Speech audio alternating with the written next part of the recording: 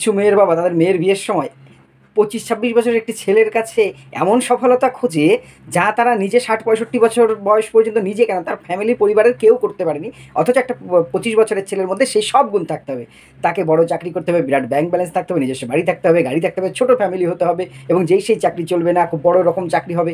এই রকমভাবে তাদের ডিম্যান্ডগুলো সত্যি মনে হয় যেন একটি পুরুষ অর্থাৎ ছেলে হিসেবে জন্মানো মানে দায়িত্ব নেওয়াটাই বড় কথা।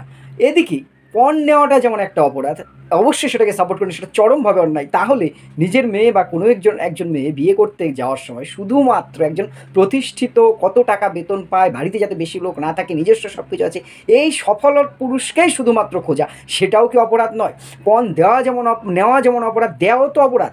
আপনি একজন পণ নিচ্ছে ঠিক আছে, তবে একজন দিচ্ছে সেটাও তো অপরাধ, দুটোই সমান অপরাধ। এবং পণ প্রথাটাকে এখনও কিন্তু আমাদের সমাজ থেকে ওঠেনি। অনেকে নগদ ক্যাশ নেয় না, কিন্তু ঘুর পথে নেয়, এটা কেনার পয়সা নেয়, সেটা কেনার পয়সা নেয়।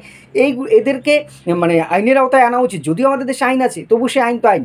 কিন্তু উল্টো পিঠটা নিয়ে আমরা কথা বলি না, যেটা আমি বলতে চাইলাম প্রথমে, যে বিয়ের সময় ছেলেদের এত সফলতা খোঁজা হয় 25-26 বছর। ভাবুন তো, একটি ছেলে মেয়ে আমাদের সাধারণ পড়াশোনা করতে গেলে, একটা MA পাস করতে গেলেই তার, সে যদি কোনো ড্রপ আউট না, মিনিমাম 23 বছর বয়স লাগে। তারপরে সে প্রফেশনাল কোর্স টোর্স পড়ে একটা চাকরি করবে, যে না তার বয়স কম হতে হবে। 25-26-27 বেশি হলে তো মেয়ের বিয়ে দেওয়া হয়ে যাবে না, এবং সরকারি চাকরি বড় পদে। কী রে বাবা, এটা সম্ভব কখনো? এটা কখনো সম্ভব? আপনি যা 60 বছর 70 বছরে করতে পারেননি, আপনি তার 50 গুণ চাইছেন একটা 25 বছরের ছেলের কাছে। মামদোবাজি।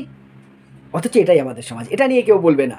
আবার পণ প্রথা, যেটা যারা নিম্নবিত্ত পরিবার, সাধারণ পরিবার থেকে উচ্চবিত্ত কিছু পরিবারের মধ্যে দেখছি পণ প্রথা যেন বাড়ছে, ভয়ঙ্করভাবে বাড়ছে। এই পণ প্রথা যেমন বন্ধ হওয়া উচিত, শুধুমাত্র যারা একজন প্রতিষ্ঠিতই শুধুমাত্র খোঁজে, অর্থাৎ যে কথাটা প্রচলিত আছে না আমাদের সমাজে, বিয়ে হয় কি রূপের সাথে সফলতা বা টাকা, এটাই একটা বড় ব্যাপার। এই জন্যই পারিবারিক কলহ বাড়ছে, বিয়ের পরে ডিভোর্স বাড়ছে, বিভিন্ন রকম আইনি জটিলতা বাড়ছে। সমাজকে আমার মনে হয় ভাবার সময় এসেছে। আপনাদের কী মনে হয় জানাবেন, এই বিষয়ে বিস্তারিত ভিডিও আমার চ্যানেলে দেওয়া আছে, দেখার অনুরোধ রইল। ধন্যবাদ।